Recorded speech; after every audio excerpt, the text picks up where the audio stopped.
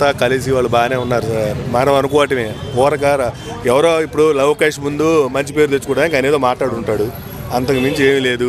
ఓకేనా, చంద్రబాబు నాయుడు గారు పవన్ కళ్యాణ్ గారు కలిసే ఉంటారు, వాళ్ళు ప్రభుత్వం బాగా చేసుకుంటారు. అయితే వీళ్ళిద్దరు గత 6 నెలలుగా వాళ్ళ మూమెంట్స్ ఎలా ఉంది, ఎలా డెవలప్ అయ్యారు అనుకుంటున్నారు? అంటే ఇద్దరు కూడా ఓటమి నుంచి గెలుపు స్థాయికి వచ్చారు.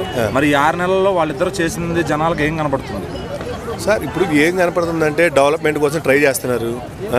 ఓకేనా, ఊరికి జనాలు డబ్బులు పంచిపెట్టడం కాకుండా డెవలప్మెంట్ చేసుకొని ఓకేనా అది చేయాలని చూస్తున్నారు. ఫస్ట్ రాగానే ఏదో మాట నిలబెట్టుకోవడానికి 4,000 పెంచారు.